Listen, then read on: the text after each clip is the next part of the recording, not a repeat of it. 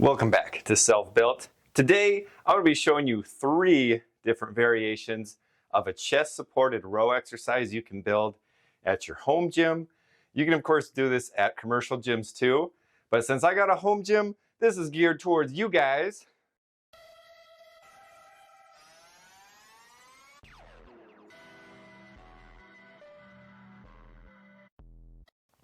But don't worry, commercial gym goers, I still love you too. You guys get more options, so we just got to be a little bit more ingenuity.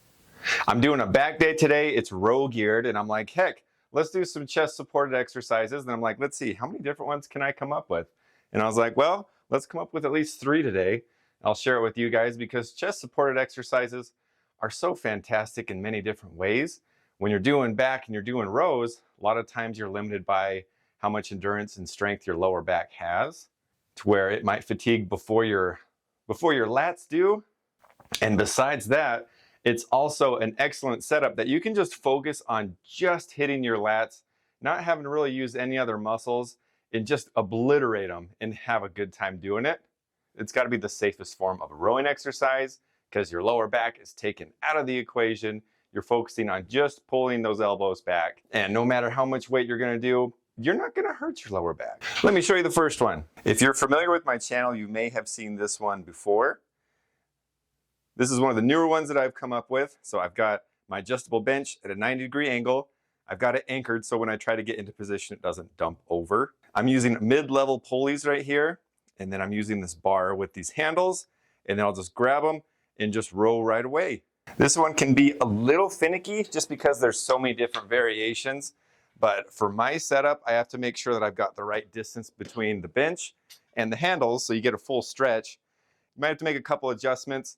I have 2 carabiners on here so it can reach me, and when I'm pulling close to the bench, I can also spread my elbows out a little bit. You'll be able to see that more as I reach in, but if I didn't have that second pair of carabiners when I stretch, my hands hit the bench a little bit.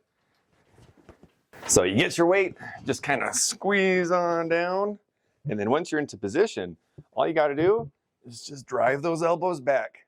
So I can widen my elbows a little bit more with a little extra carabiner slack. This one feels really, really good because, I mean, you're just locked into place and all you're doing is just pulling. You're also not limited by your handles hitting the bench, which is really nice. So you can go as far back as you're able, keep it under control, get a good squeeze, and really enjoy this one.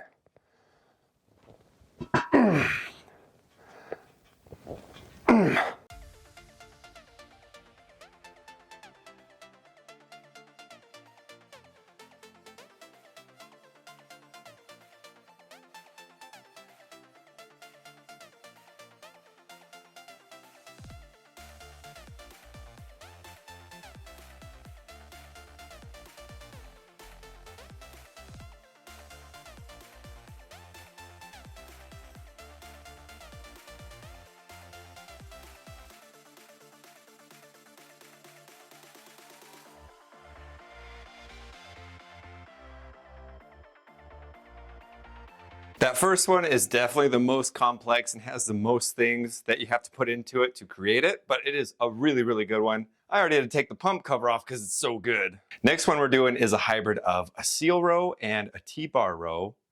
I've shown this one before, but I haven't shared all these in the same video. This one's very simple. All you need is just to adjust it to a certain degree that you want. And then you don't have to have a Smith machine. You can still use a barbell for this motion if you don't have a Smith machine. Something that I keep in mind is I have the bar travel be able to get past this part on my bench, just so I can get a little bit more range of motion. If your bench is similar, you might want to keep that in mind. Getting in and out of this is super easy. I'll put my feet on the front bars of the bench and then I'll just lean over. Basically, it feels like you're getting in the position of a T-bar row. For some reason, people say with this bench, with it being a little bit longer, that they just seem to tip over all the time, which I don't understand how that happens. Just pay attention to what you're doing. So I can be doing this with a lot of weight, and I still have never teetered or anything. The reason I love doing the Smith machine setup is just because it's already at grabbing height. I don't have to grab it off the ground or anything like that, and it's already set in the motion that it's going to go. So depending on where I put myself on the bench is where it's going to be hitting on the back. So for this one, I'm going to go a little bit on my toes and then just go crazy with it. Something you'll realize really quick if you're not used to doing chest supported rowing exercises is there's a lot less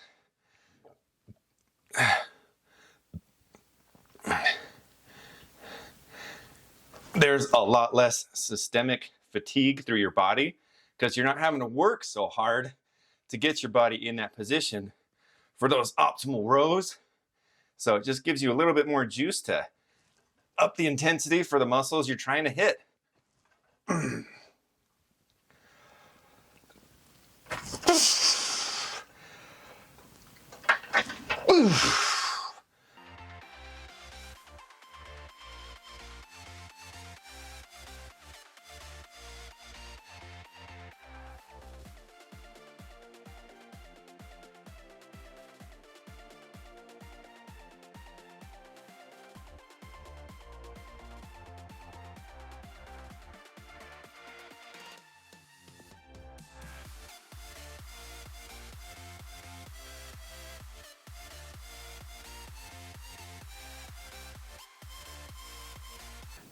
After those two, your back should be feeling like a blimp, a muscular blimp. Third setup we're doing for today, it's going to be similar in the sense of using the bench in that motion, except we're going to be using dumbbells. Dumbbells can be a little tricky to get in and out of position, especially when you're doing heavier weight. So I'm going to show some tricks of how to do that and to get good range of motion too. Ta-da! All you need are some stools or steps, whatever they are. You get your weight, you set it on there, because otherwise you're carrying the weights and you're trying to like, okay, let me brace myself without my back getting all wackadoo and then getting all positioned. It doesn't work that great. So if you want to make it so much easier, I put the weights on a stool just a little bit out of my normal range of motion for the rows. So I'll get on my tippy toes, grab the weight, and then I'll slide down just a little bit.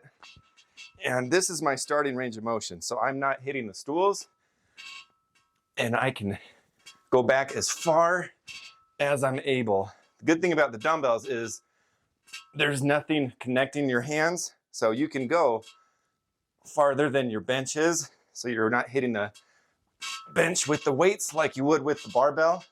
So this gives you a little bit more freedom.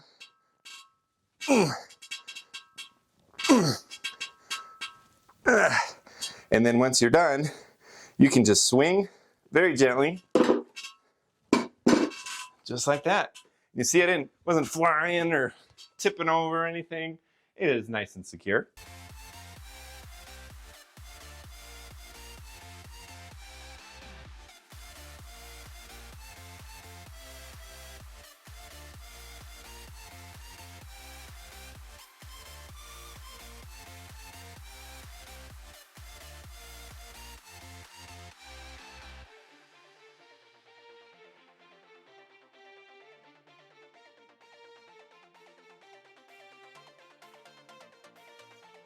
So there you go. There's 3 different chest supported exercises. One's using cable, barbell, and dumbbell. Between those 3 exercises, you can of course make adjustments with the grip, the handles, and a lot of different things. So just with those 3, you can make so many more things. So I hope this video helps you guys out, gives you some fun ideas of what you can do in your own gym or commercial gym. If you liked the video, don't forget to leave a like, share, and subscribe. Thank you so much for watching. And I'd love to hear what you guys think. Are there any other chest support exercises that you'd like to see, or ones that or any other great setup ideas you guys would like to see? I hope you guys have a great rest of your day. And for more good fitness workout stuff and all sorts of things gain train related, you guys know what to do. Don't forget to tune in to Moselle Bill.